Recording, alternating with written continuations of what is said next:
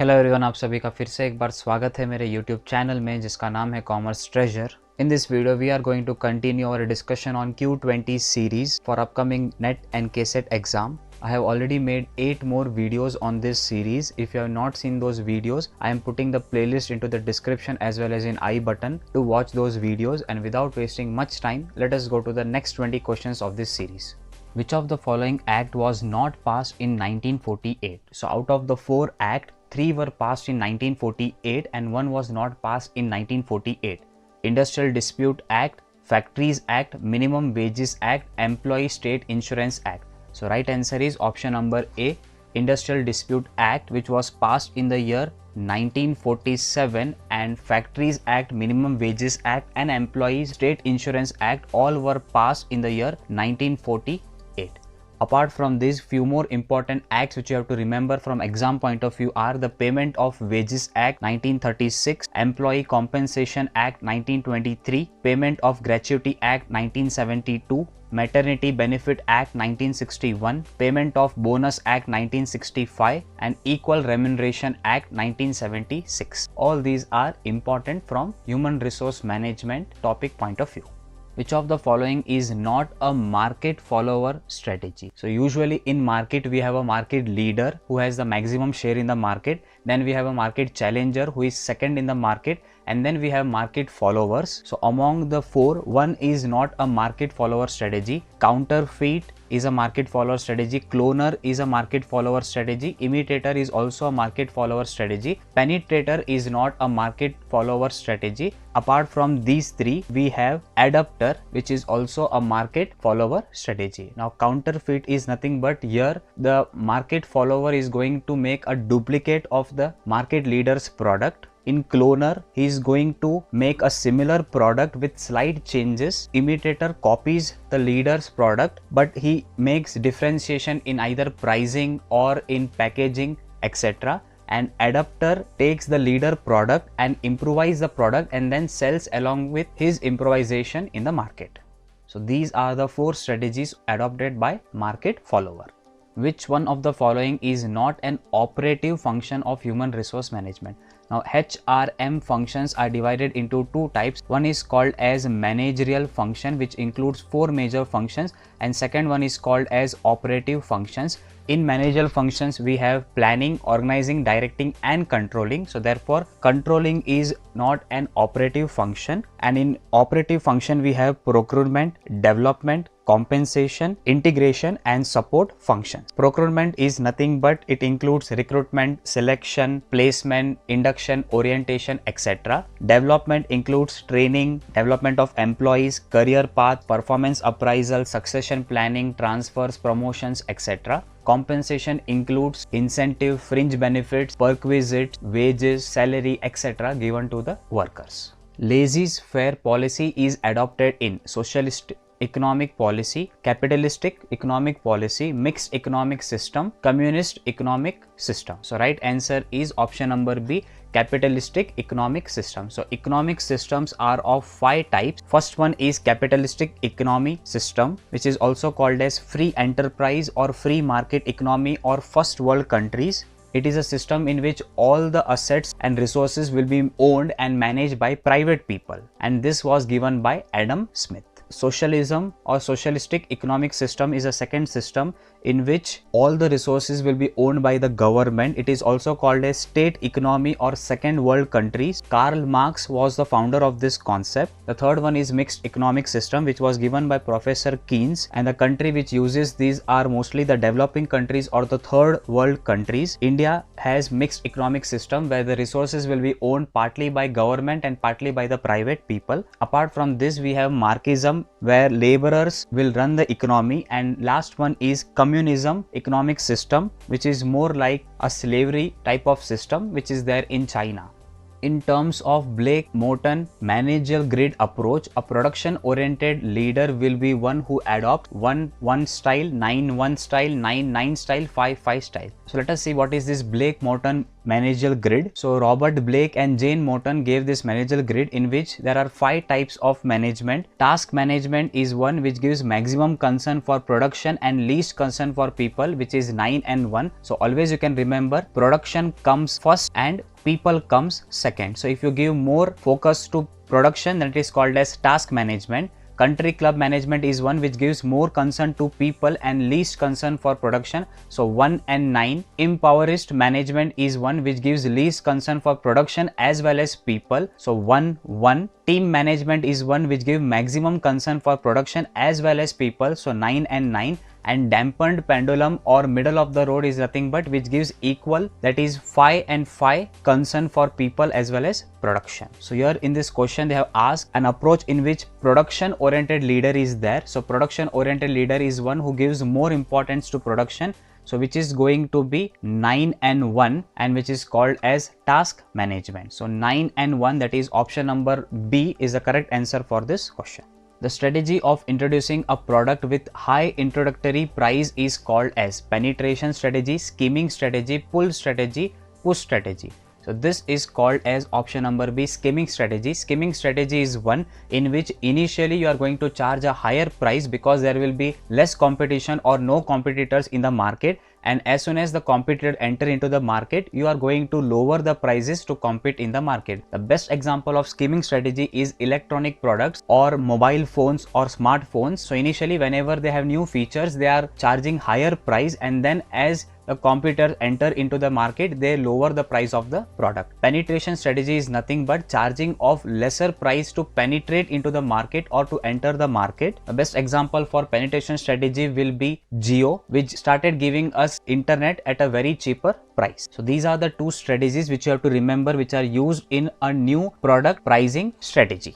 The features of commercial papers are: it is an unsecured money market instruments issued in the form of promissory note, definitely correct. The high rated corporate borrowers can raise short term funds through this instrument, definitely correct. It is an additional instrument to the investing community, correct. So all of the above are the features of commercial paper. Now you can remember 3 very important money market instruments. First one is treasury bills, which are issued by the RBI on the behalf of the government. The second is commercial papers, which are issued by the cash poor companies, and they are purchased by the banks or companies which have rich cash position. And the third important money market instrument are certificate of deposits, which are issued by the banks and purchased by cash rich companies. So how you can remember certificate of deposits? Deposits are usually done by banks. So bank is going to issue certificate of deposit and it is purchased by companies. In the same way, commercial paper is reverse of this. It is issued by the company and usually purchased by the banks.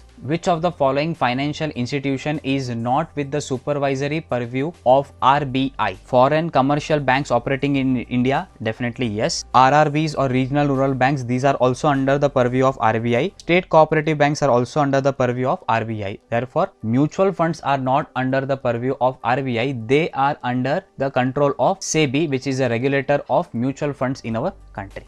Duty levied on value of goods imported is referred to as ad valorem duty, compound duty, specific duty, import duty. So whenever you are taxing the duty on the basis of value of the goods, then it is called as ad valorem duty. Here the duty will be as a fixed percentage on value of the goods. Specific duty is nothing but whenever you are charging on the basis of per unit value of the goods, then it is called as specific duty. So these are the two important duties which are usually asked in the exams.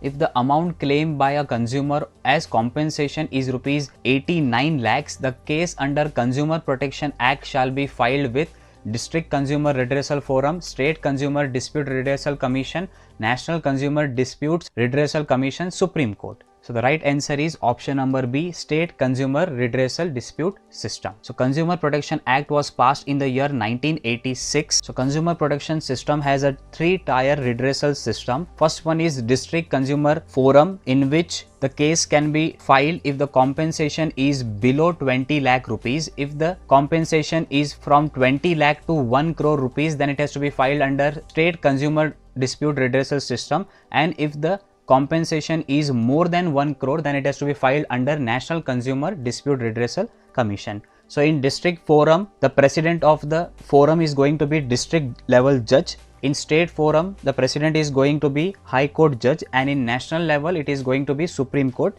judge. The central bank can significantly influence the savings, investment and consumer spending in the economy through which of the following policy? Fiscal policy, monetary policy, industrial policy, foreign exchange policy. So always remember, whenever central bank wants to influence the saving, investment, consumer spending, then it is nothing but monetary policy. It is nothing but it is done to control the liquidity of cash into the market or in the economy. So usually RBI announces monetary policy 4 times in a year, that is every quarterly, and it makes use of various qualitative as well as quantitative measures like bank rate, open market operation, CRR, SLR, direct action, rationing of credit, etc. to control the monetary policy. Which one of the following is not an example of financing activity with reference to cash flow statement? So cash flow statement is coming under accounting standard 3, and as per cash flow statement, there are 3 types of activities. First one is called as operating activities, which relates all the transaction relating to the operations of business. Second one is investment activities, in which all the investment related cash flows will be taken. And third one is financing activities, in which the balance sheet related items of financing will be taken. Therefore, in this case, repayment of bank loan is an financing activity. Interest on debentures or dividend paid also an financing activity. Cash proceed from public deposit is also a financing activity. So sale of fixed asset is not an financing activity, it is an investing activity. So purchase or sales of fixed asset all comes under investing activity. The next one is match the following type of question, wherein list 1 and list 2 have been given. In list 1 we have been given 4 principles, and in list 2 the meaning of those principles is given. Principle of separate entity says that the capital contributed by the proprietor is shown in liability side of the balance sheet. It says that owner is different and business is different. Principle of convertism is nothing but it says that all the anticipated losses are to be taken into consideration, but none of the anticipated profit should be taken into consideration. And it also says that valuing of inventory should be done at cost price or market price, whichever is less. Principle of money measurement says that only the entries which are measured in terms of money have to be entered into the books of account, and non-monetary transactions should not be entered into the books of accounts. Therefore, recording punctuality and honesty of the employee of an organization is not done as per the principle of money measurement. And historical concept says that valuing plant and machinery at cost less depreciation. So always it has to be done on the basis of cost price. So therefore A3 we have 3 options, B4 we have only 1 option, that is option number B.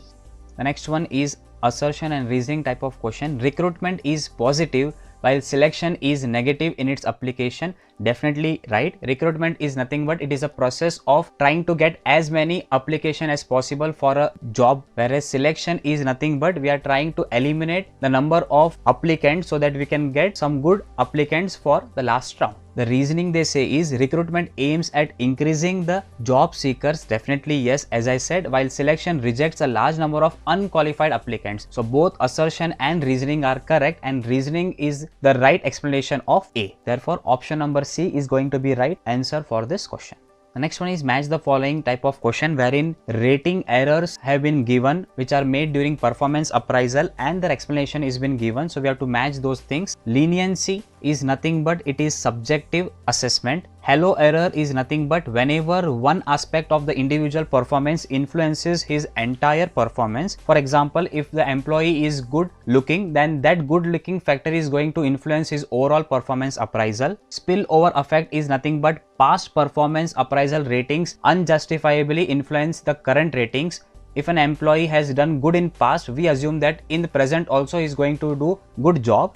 And rater's effect is nothing but whenever rater himself does favoritism or stereotype, then it is called as rater's effect. So 1, 2, 3, 4, that is option number A is the correct answer for this question. So here you have to remember that leniency is nothing but giving too liberal marks and severity is nothing but being too strict in giving performance appraisal marks. Then there is one more problem of rating which is called as central tendency, wherein we give average marks to all the employees. So these are few important rating errors which are done usually while rating of performance appraisal.